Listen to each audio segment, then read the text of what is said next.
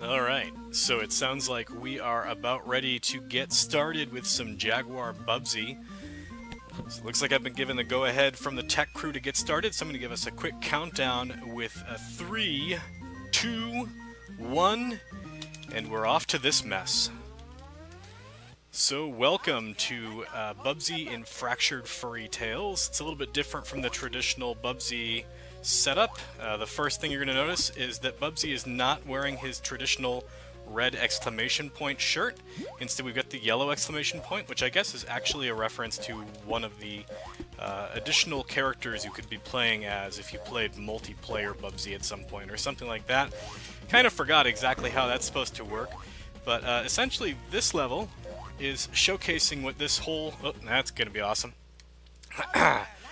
What this whole game is about, which is to say that when the Jaguar was looking for titles and Bubsy needed another game, I guess, they decided to make a Bubsy game for the Jaguar that would showcase all the new things that the technology could handle, which included things like ginormous levels, way too many enemies that do whatever they want off screen, and it, of course, kept the traditional Bubsy moves way too fast, and anything that you touch kills him. So, part of the issue with this game is that because everything kills Bubsy and it runs really fast, and because emulating Jaguar is almost impossible, there's not really a good way to learn the run. And so one of the biggest issues I had putting this together was that it's really hard to learn specific movement tricks and to map out really complex level designs when you can't use save states. So part of what we're doing here is just to overcome that. A lot of what I'll be doing here is safety strats, because those are the only ways I could actually ever finish runs in this game. There is a very difficult jump I could be executing here that would save about 4 seconds of setup time. However, I walked into a rabbit anyway, I guess, so that's cool. The expectation, by the way, is that I am going to die a lot. This game does, as I mentioned, kill you if you touch anything, and I do mean anything.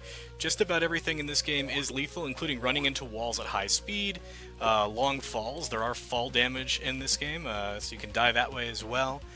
Water is an instant death for Bubsy, as cats hate water, of course. Rabbits, apparently. I think most of the time when cats and rabbits encounter each other, it's really the rabbit who gets a raw deal on that one. But hey, in this game, not so much. The rabbits win. So instead, we're just going to be sort of running around as the world's worst bobcat. These levels are absolutely humongous, and the greatest challenge in speedrunning this game is just remembering where to go at all. I've had a couple different people play this game blind. I was among one of the people who played it blind originally, and I think after about an hour and a half or 2 hours, I got most of the way through the second stage. There are 15 stages in this game, so...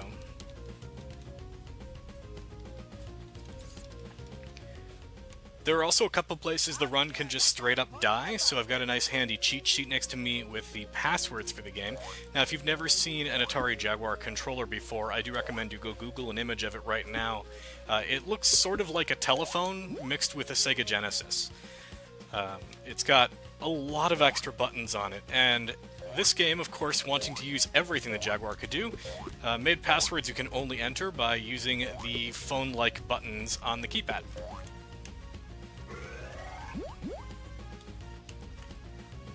There we go. There are some movement optimizations you can throw in here and there. Most of the time, if you're doing anything particularly fast, it's with invincibility because there are so many enemies everywhere. And again, as mentioned before, one of the things the Jaguar is really good at is having enemies that can do whatever they want off-screen.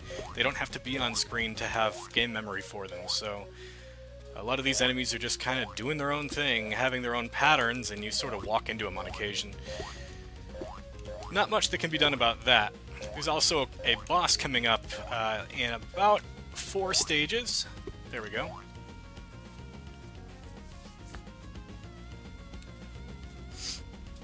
In about 4 stages, they can just decide to end the run, because his hitbox actually changes as he walks around, and as you're chaining jumps on his head, you don't actually have iframes.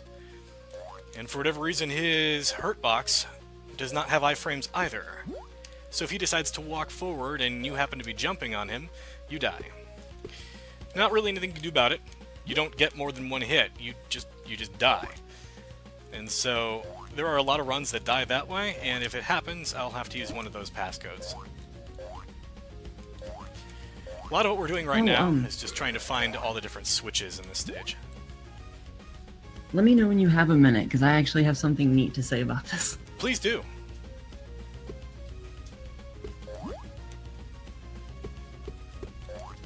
Now would be a great time.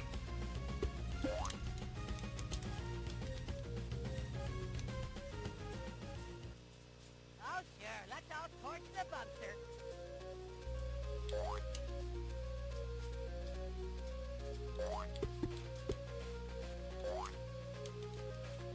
That snake got me twice in a row. Oh, sure. Let's all torch the Bubster.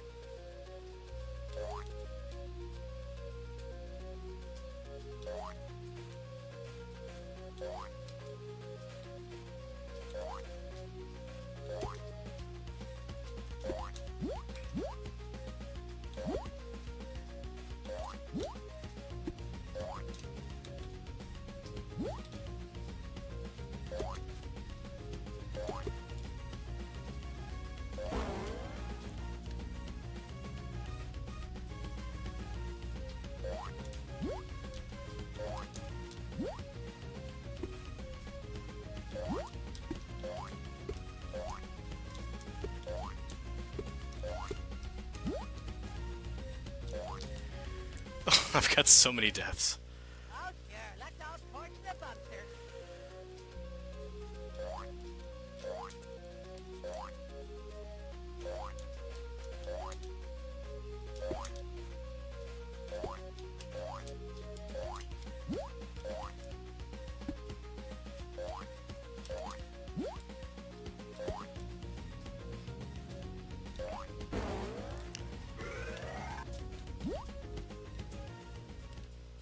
Oh, sure. Let's all torch the Bubster.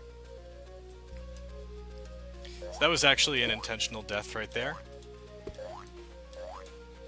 We take that death so I can sort of backtrack up to this section where we're going to be doing some mushroom hopping. And we're about to encounter the first boss of the game.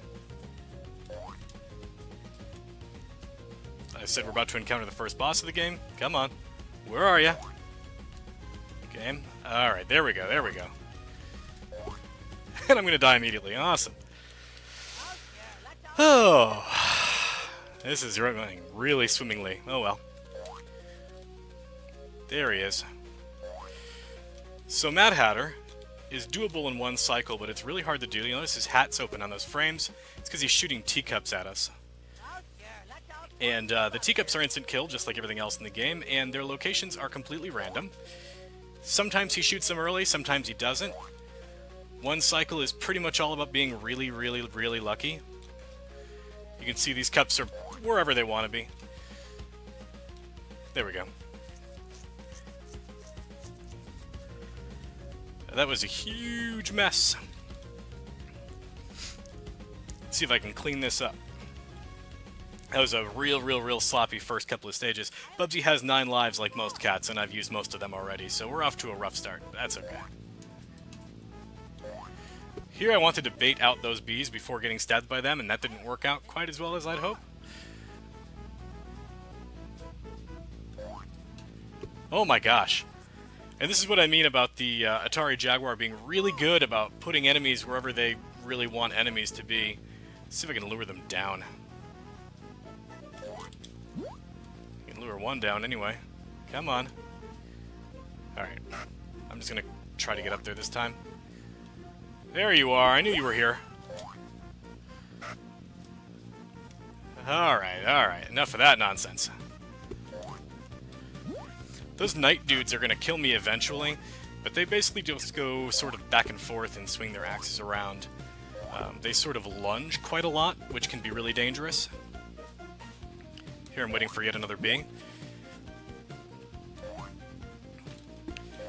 These Jack and the Beanstalk type stages have a ton of bees in them, as you probably would have guessed. And they're among the most very dangerous enemies of this game, because their movement's really erratic and they can phase through walls and basically do whatever they want. Gonna grab this exclamation point for safety here.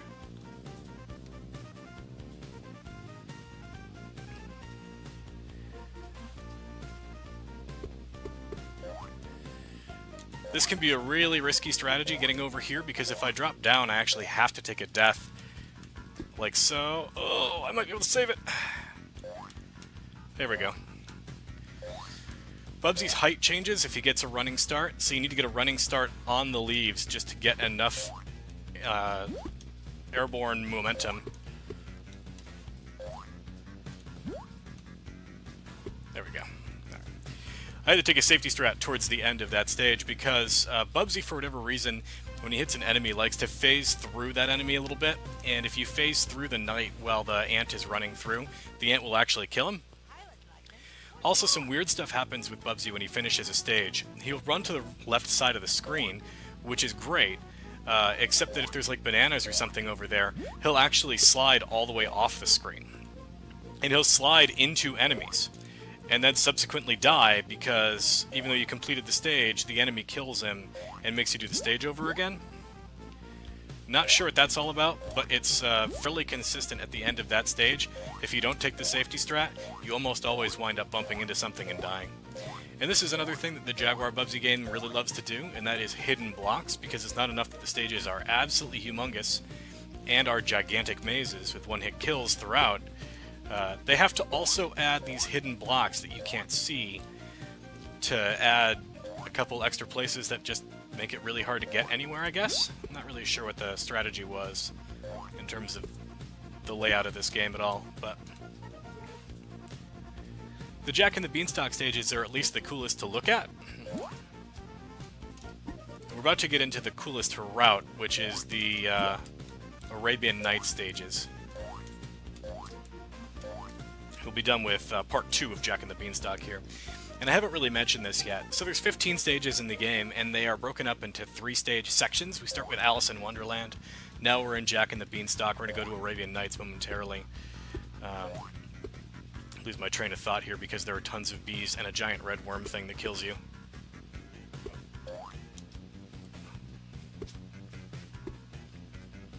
Alright, I'm going to grab this for safety. After Arabian Nights, we get 20,000 Leagues Under the Sea, and we're going to spend most of the run in 20,000 Leagues Under the Sea. There's not a lot we can do about that.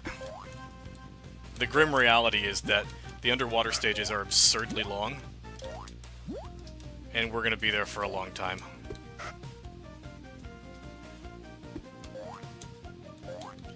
Oh my gosh, I found an extra bee that wasn't there before. Ah! Who are you, and why are you here? Why are there so many bees? This is more bees than I am used to. There is a surplus of bees. There we go. This guy's killed me on more than one occasion. Again, those guys like to lunge at you. And they do it really fast, actually. Go ahead and kill that guy as a safety strat. I can't believe I survived that humongous swarm of bees. That was terrifying. But you noticed after I hit the little block at the end that ends the stage, Bubsy actually ran left all the way through that box of bananas. And he'll do that to run into enemies and cause you to do the whole stage over again, and that's always awesome. Sometimes bees will follow you all the way to the end of the stage, and they'll kill you during the victory celebration he has, and it's pretty lovely. Now, it's pretty much guaranteed I'm going to have to use one of my passcodes for this stage. Not for any of this stuff. This stuff's actually pretty consistent and fairly well routed. The issue is that we're coming up on the boss I mentioned earlier, who may just decide I don't get to play. And we'll see him, hopefully, in about maybe 30 seconds or so. First, we've got to navigate this area, which is incredibly dangerous. We have these really, really short rooftops with armored guys all over the place. They're going to lunge at me. We've got army ants that come out of nowhere. We got this guy, we got spikes. Most of these jumps require a little bit of a running start to get up around them. I'm gonna grab this for safety once again. That's what I mean about the lunges. I was in the air and nothing could be done about it. He just randomly decided to lean over and hit me with an axe, which is perfectly reasonable. I would hit Bubsy with an axe too. But it's unfortunate for us as part of a speedrun. Actually, that guy I just hit is the most dangerous enemy in the whole stage besides the boss, so glad to see him go.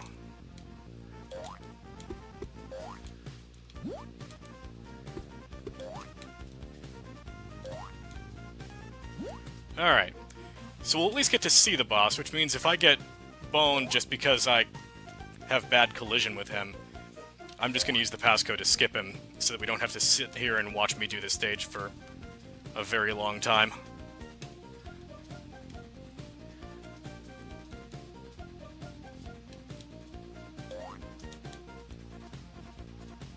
I'll try to do it legit, though. For the speedrun purposes. Oh, there we go. So that's the death I was talking about. Nothing I could do about it. You have to jump on his head to kill him, but sometimes you just clip through him and die. So this is why I have all my little passcodes here. I think we've seen enough of that second boss to move on with our lives. And so thankfully we have a passcode option. Not so thankfully, I have to consult my little chart here and type it in on what's effectively a telephone keypad. There we go. So anyway, we totally beat the boss. Don't you worry about a thing. We are now into the Arabian Nights. Pardon me, sir. There we go.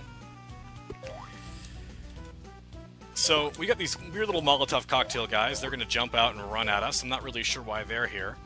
And when we get evil cacti, those are quite dangerous. We don't want evil cacti.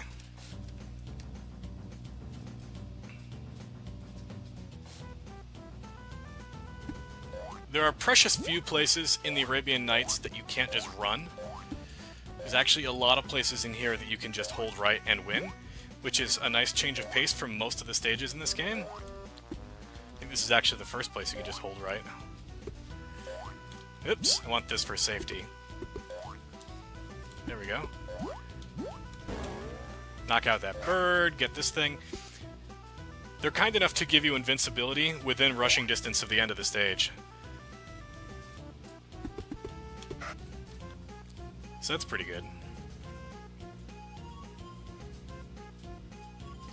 No joke, I actually do like the music in this game, but as mentioned really early on, they really wanted to do a lot with the Atari's capabilities. And one of the capabilities it had was super long musical tracks. So if you ever look at the OST for this game, the tracks are all super long. They're like 5.5 minutes per song, and it's just not necessary. The music loops after about 1.5 minutes anyway. But they decided to make the tracks humongous because they could, I guess?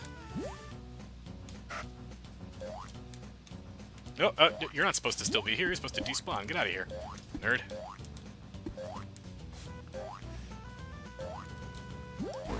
Alright, and now this can go a little haywire. It's a really rough setup here. Coming up around the corner, we have to get over a couple enemies, and one of the things I'm going to try to do is glide on these cacti and sort of coast towards the end, but sometimes that rock sticks his tongue out at you, which will kill you. I don't know why rocks stick their tongues out at you in this game, but that is a thing they do. In this hill, I don't think we're supposed to be able to climb, but because Bubsy can sort of jump and do the glide thing, he actually can get enough speed built up that he can slowly climb up it. And then here, I just want to go nice and slow. Going fast usually winds up getting you onto the back of one of those spiny lizard guys, and they'll kill you. Because of course they do. There I have to be really careful to glide all the way to the other side of the pit, because you can't make it up to the block on the first jump. And if you don't glide all the way over there, you don't have enough momentum to kill the snake.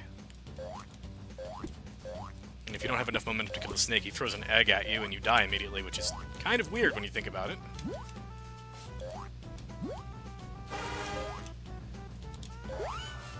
And no, I don't know why that power-up makes you fart either. But I ain't judging.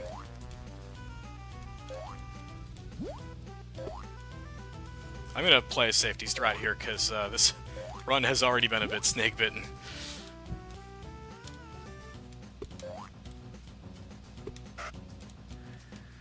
Just gonna play it safe.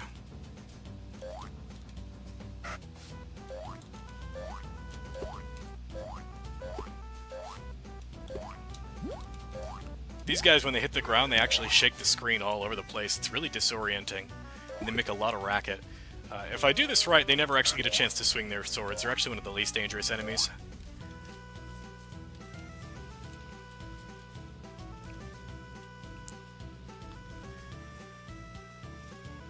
But now we are moving on to the Arabian Nights finale. Arabian Nights is mercifully fast. It's actually quite a good deal better in terms of level design than basically every zone in this game. There are a couple individual levels that are really well put together, but Arabian Nights on the whole seems more put together than any of the other world types. That was actually a real risky strat that I did right there. You actually have to hit that enemy and bounce up onto the platform to go the route that I have selected. Oh, that's really bad. There is a backup strat here, but I actually forget what it is. Basically, I was saying, though, you actually need to hit that enemy to bounce high enough to get to the section I was just at. And it makes this much more doable, because now I don't actually even know where I am anymore. Give another shot on the safety strat. It might be faster for me to reset and use my password. That was actually what I was talking about earlier. The rock actually just randomly licked me. Basically put his tongue on my belly button and I immediately died. That's Bubsy for you. And killed by a tongue. So yeah, what I'm going to do is I'm going to take intentional deaths here to drop my lives down and take my... I got a lot of lives. I'm actually going to reset and use my password for this stage. It's just faster than trying to do the backup strat.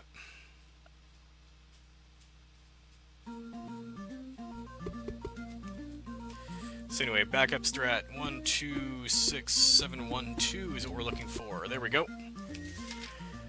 Yeah, life as a Bubsy is unreal difficult. So let's kill this cactus. Nobody likes evil cacti. And I got licked in the belly button again. Dang it, Rock. Stop licking my belly button. This is weird.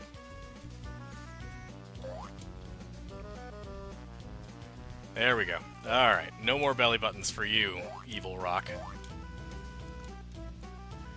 Alright, where's this bird? Bird! There we go. Oh, that was scary. I almost slipped right back down. So yeah, you actually need that bird to make it over the ledge, and enemies do not respawn in the Bubsy games, so if you don't make it, you don't make it. Do not pass go.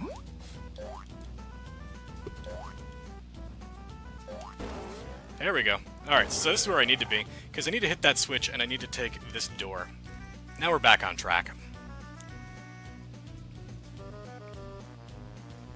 We're just going to go ahead and slide down a little bit here. There's a couple little places we can slightly optimize, but really what I wanted most of all is invincibility for this section, because we're going to do a little bit of running around here, but mostly what I want this for is up at the top of this hill. Because this section is completely ridiculously deadly.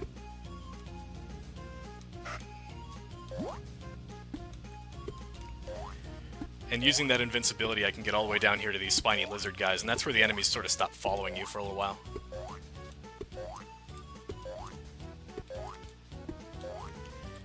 I missed that extra life. I'm not sure I really care at this point.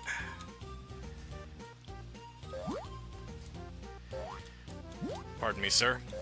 These spikes have weird collisions. Sometimes you'll land on the platform and Bubsy will die anyway, and there's no real rhyme or reason to it.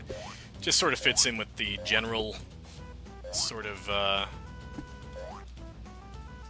consistency in the ways that Bubsy finds to randomly die for no reason. There we go. Slowing it down a little bit here because I couldn't quite remember where those spined lizard guys were. I had a limited amount of practice time, and I decided I was either going to practice this or practice Monster Rancher Hop About, which I'm doing on Sunday morning. Hop About got the nod, so... There we go. So we got a one cycle on the boss at least. Her deal is she'll fly around the room and shoot fireballs. The fireballs are almost impossible to dodge, and since everything kills you, She's super dangerous for no reason. What do I look like? But now we're on to 20,000 Leagues Under the Sea, and I've been dreading... Whoops, that was a great start. I've been dreading these stages for about a month now, because they are incredibly huge, and they're super mazy, and everything is in the worst possible location. They always spawn, like, right above your head, like so, and they're always on paths where their sort of impact zone is large enough to go through blocks that you're supposed to be jumping on. And there's a lot of intentional deaths routed into this section of stages, so I'm already going to be running my lives a little bit more ragged than I normally would, and it all just adds up to be just a terrible zone. I mean, this is a Bubsy game that is considered to be the bottom shelf of Bubsy games, and 20,000 Leagues Under the Sea is the bottomest shelf of all Bubsies.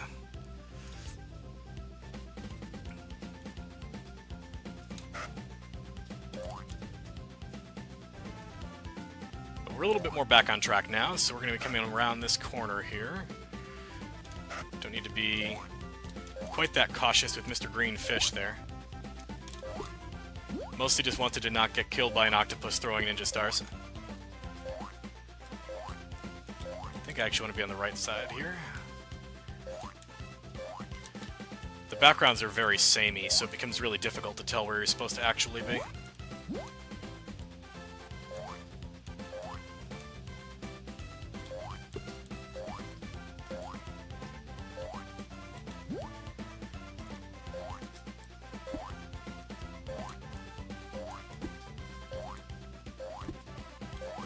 There we go. Alright, so we're about halfway through the first underwater stage. We have 3 of these, and they're all super long. The good news is, once the underwater stages are done, we get Hansel and Gretel, which, while not amazing, are just much better stages, and more in line with, like, Arabian Nights in terms of quality. Each of these underwater stages has this bizarre sort of submarine thing, where it's all slightly mazy and laid out in a very strange way.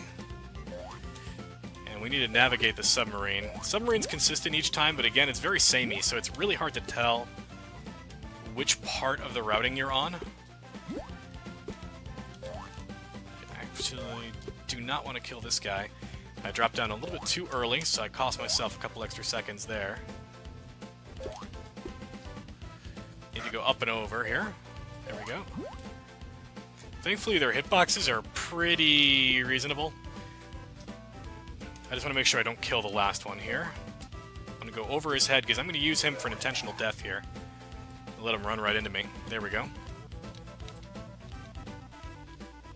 What do I look like, Flipper? Good question in chat. Why is it a bottom shelf game? So Bubsy games in general are considered to be pretty bad because they are mazy, overly densely populated with enemies, and Bubsy is a one-hit kill. He was designed to be sort of like an edgy alternative to Sonic the Hedgehog, but they sort of forgot that one of the things that made Sonic playable was the way that the rings worked, and there's no rings mechanic.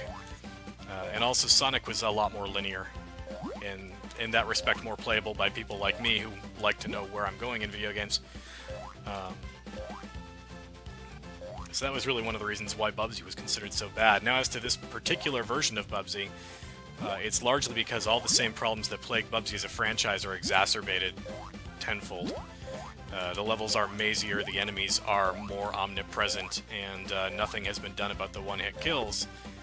Whereas in some of the other Bubsy titles, they actually did some things to fix some of those problems. Like in Bubsy 2, you actually get 3 hits from most enemies. Bubsy 3D did the same thing, so...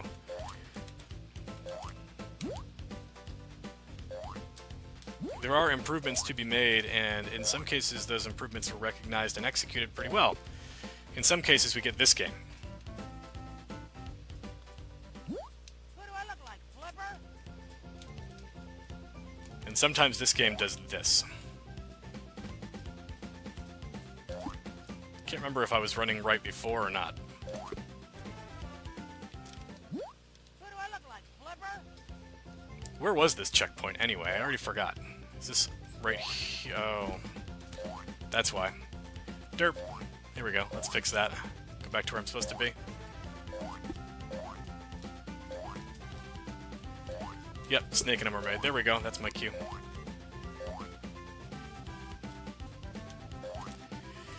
And for anybody who missed that, basically what happened was I jumped on an eel, but the eel was partially fused with the ground.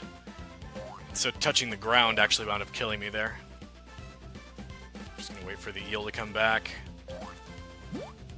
Part of the reason for that is... Oh! Well, there's the shark that I was trying to avoid, so that's cool. Good news now is with the eel gone, I can just run. So, yeah! In terms of this game as a speed game...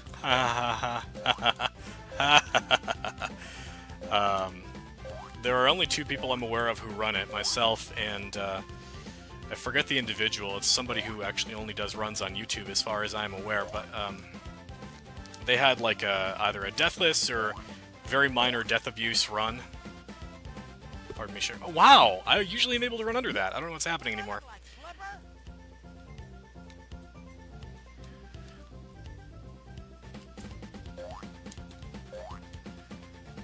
That was rough. I wonder how far overestimate this is going to go. Oopsies. But anyway, it's one of those super clean... no death sorts of runs, but doesn't actually have a lot of speed tech in it, so most of what I was doing was taking that run and just trying to find ways to make it a little bit speedier. The unfortunate reality is that the style of gameplay lends itself much better to doing a safer style run.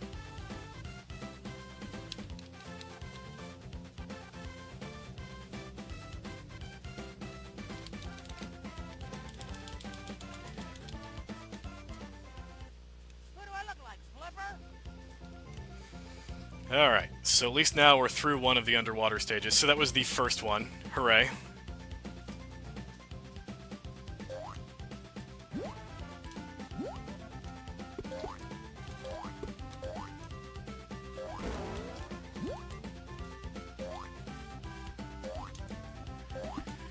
Oh gosh. That seahorse loves to be right up in this corner here. As I mentioned, a lot of the enemies like to do their own thing. They don't seem beholden to whether or not Bubsy's on screen at any given time. So I think this is where the wall is currently. Yep, there we go. Okay. Just checking in on that. They like to do their own thing, generally, but some of the enemies seem to just sort of camp certain locations. And mermaids and seahorses tend to do that all the time. They just love camping a spot, making it really, really, really hard to make progress because they're right above your head at any given time.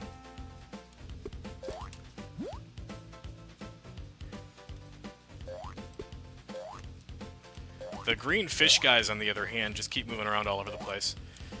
They do whatever they want. They're actually the least bothersome enemies in the entire underwater stages. What do I look like, flipper? Thankfully, yes. There is no air mechanic. Bubsy, as far as I can tell, has never run out of air. Although I guess that's maybe why you have the 9-minute timer below. The timer is funny. If you're playing this casually, you totally will hit that. In fact, it's unthinkable that you would figure this out without a map or like another run to watch or something. Mermaid.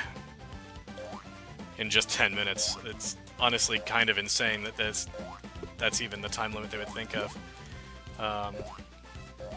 If you think about, like, it took an hour for me to figure out the first stage, which compared to these, like, the underwater type stages, was a dream come true, nice and simple.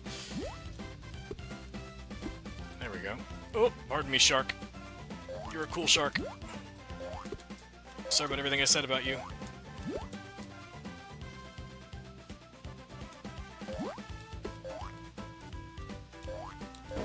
Just gonna grab this extra life for safety because I've taken a lot of deaths now.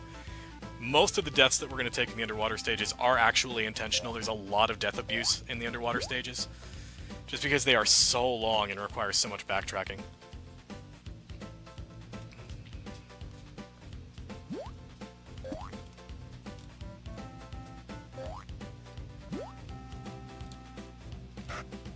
Let's see, is it down here? I forget.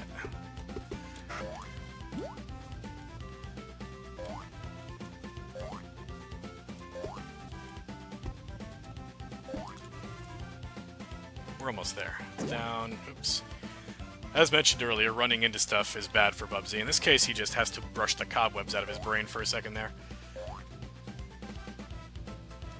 But I'm actually trying to get right underneath where I am. That's not quite right, but it's off to a good start, I guess.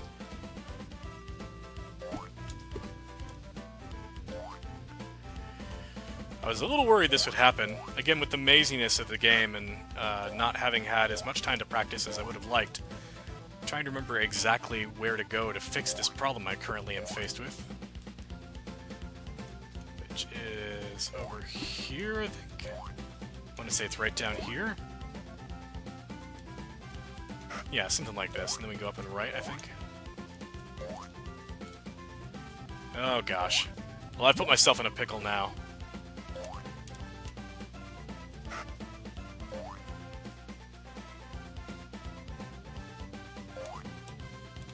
I know I don't want that door. Bear with me, this will be solved momentarily.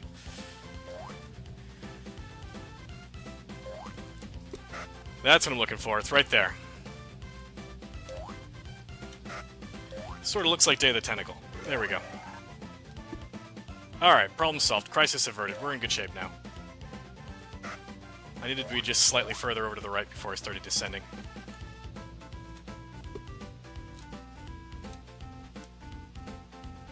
I feel slightly less embarrassed now. Well, I died, so never mind. Now I feel super embarrassed. Oh well. Oh, goodness gracious. Oh, don't die there, Bubsy. You gotta be kidding me. Worst bobcat I have ever employed. Woof.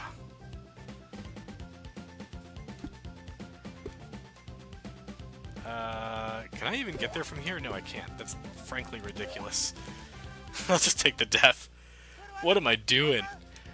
So anyway, it's like 3 o'clock in the morning on the East Coast. And I am an early riser. So normally I'd be getting up in about 2 hours, so I'm going to go ahead and blame that. Trying to get the jump up there to try and get those 2 extra lives. Alright. Come on, Bubsy. Let's do this thing. You and me together. Taking on the world. Here we go. Alright, so it's a little further to the left.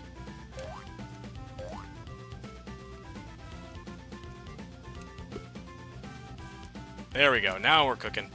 Alright, and let's take it a little slower this time here, champ. There we go. Still gotta be careful, because those guys can clip through the floor at you.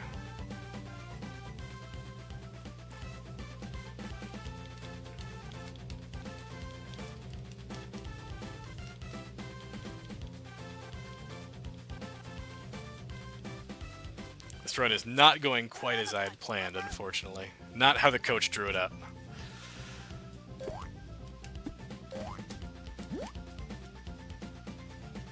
Alright, so here... Oop, just undershot it. There we go. We need to go up here, click the switch, and then get away from that shark before he turns around and eats us.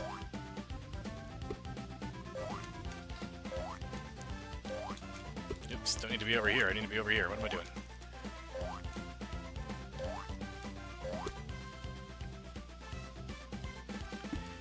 And generally with these stages, you'll get killed by octopi. But you want to be going right as much as you can. Going right's basically what we're looking for. That was the mermaid, by the way. If you didn't get a chance to see what happened right there, I mentioned earlier the mermaids kind of decide to be on top of you whenever they want to be. And it happened right there. She just decided she wanted to be right there. And there she is. I actually saw her for a second there. You can see she clips right through the floor. And if you happen to be standing there, she kills you. And if you jump into her, she kills you. And basically everything kills you. Being a Bubsy is not an easy lifestyle.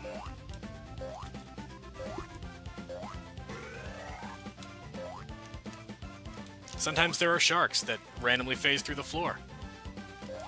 If you've never seen a shark phase through the floor, it's a fairly normal thing in the life of a Bubsy. I gotta be a little more careful now, because I'm sure I'm probably already pretty close to my estimate here. You've got about 20 seconds left till you hit it. Oh my gosh. I will completely understand if this run winds up getting mercy killed as a result, but I'm hopeful we can at least wrap this up pretty soon. You do have 4 chapters left. Although the last ones are pretty short, so we'll see.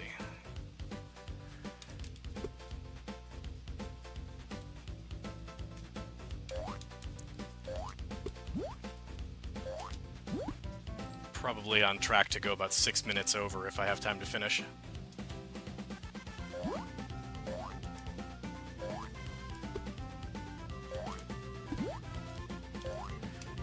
Alright, let's see here.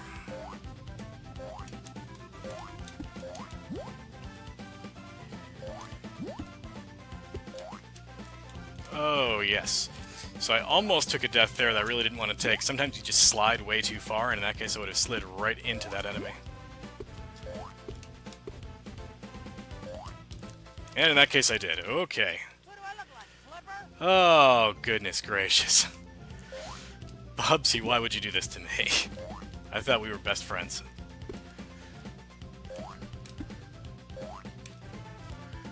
Oops, almost had the momentum to get back. Come on. Bubsy.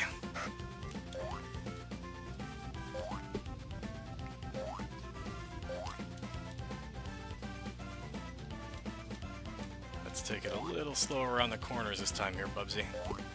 There we go. Alright. So we're about to emerge from the other side of the submarine here with Bubsy.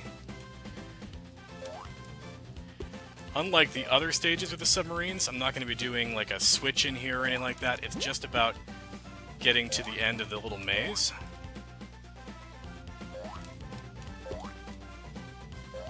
There we go. There it is. So we take this door,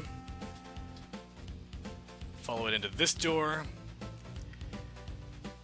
out of the submarine, and thankfully we're almost done with the underwater stages now, which gives us a chance to actually finish this run.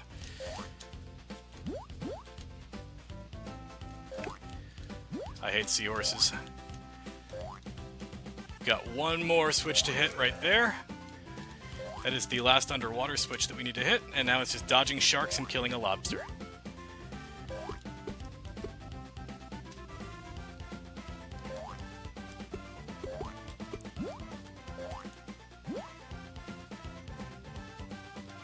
So what I'm trying to do most of these sort of like side-to-side sections here is I really want to overshoot it and get all the way to the far wall, because they put spikes and weird enemy spawns pretty much everywhere. And it's easiest to sort of line up where you need to be by overshooting it and hitting the wall. There we go. Alright, so we're on to the lobster.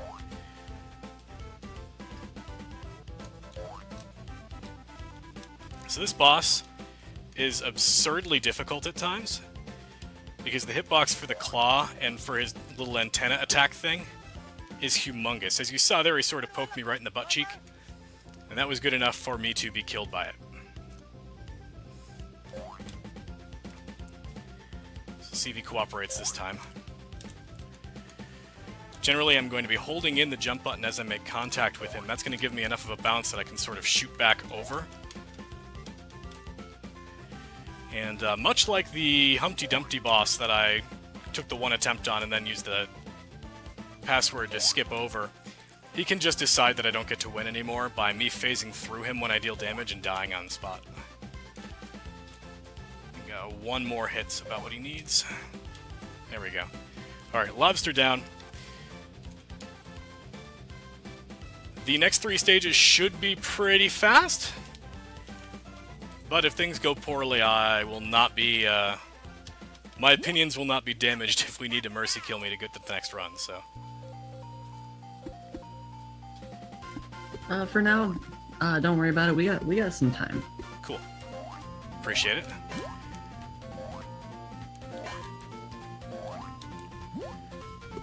Alright, sliding down a little bit here, so I want to be really, really, really careful with just about everything in this section. I think I want to go down here and kill Mr. Peanut. So these are sort of a trap. There's three things happening in these bottles. Sometimes they're full of stuff that kills you. Sometimes they're empty and you can drop through them. And you can use their bottle cap as a way to project you up into the stage. But if you get hit by it in midair, it doesn't project you anywhere, it just kills you. So there's no real indication that's supposed to be a mechanic.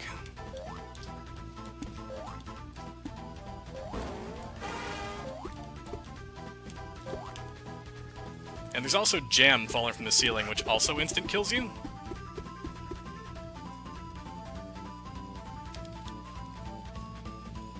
And also there's a machine throwing pies. That also instant kills you, although the machine itself has no hitbox, so that's pretty cool. This is the last really mazy stage of the game. Once we get to 15, it's actually pretty straightforward. But we need to kill Mr. Peanut first. This cookie is quite heinous. The cookies seem like really easy to dodge enemies, and they are. But they actually are kind of insidious because the checkpoints of the game are often right underneath the cookies. So if you take a checkpoint, you sometimes just die as a result of it. Because the cookie will actually kill you as soon as you spawn. So there are places that I will slow down to kill a cookie just to make sure that doesn't happen.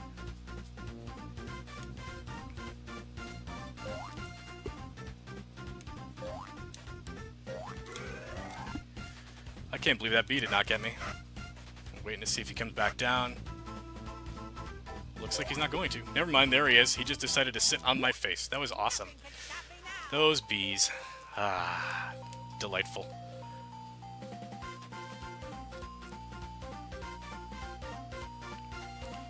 I actually got stung by a bee the other day. I was driving home from work with my windows down, enjoying the nice weather, and then a bee stung me on the top of the head. True story. This is one of those cookies that immediately kills you for seemingly no reason. And somehow I got super lucky and killed that bee without him even being on screen. I have no idea how that works, but I am not disappointed by that. I will take it. Once again, that jam is an instant kill, so I have to be really careful with that. And Mr. Peanut has to die. And there's a hot dog.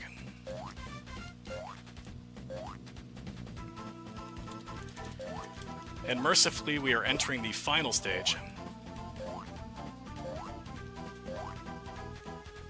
where we finally do battle with our arch nemeses, Hansel and Gretel. Little did you know, they were the bad guys all along.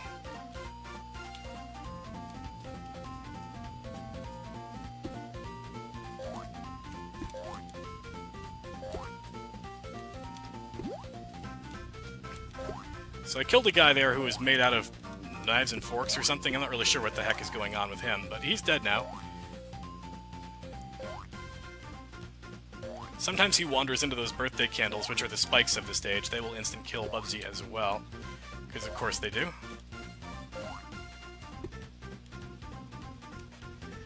Alright, this can be a little tricky.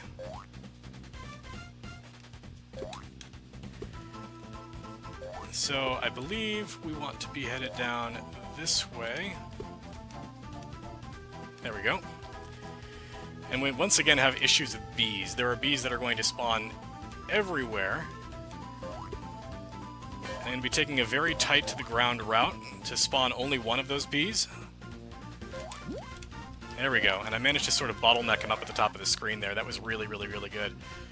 A lot of the times what will happen with that guy is he'll spawn right on your face, and then you just immediately die, and there's nothing you can do to stop him. There are two more bees just to my left, but we managed to dodge that as well.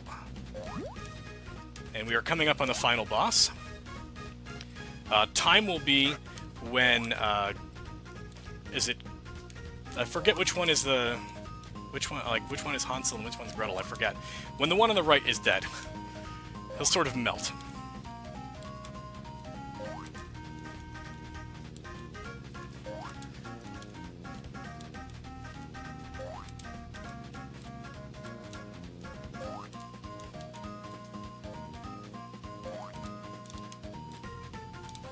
There we go, that's time.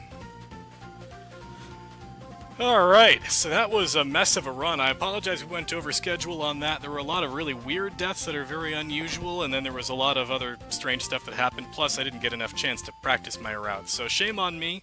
Always practice your routes, but thank you very much, Power Up with Pride, for having me. I had a good time playing this crap for you, and I'll be back on Sunday morning with a game that is a lot less terrible, which you'll have to wait and see, because I'm sure a lot of people who haven't seen it yet are not going to believe it when they look at it. So anyway... thanks again, everybody, and I think that covers it for me for now. Yeah, thank you for the run.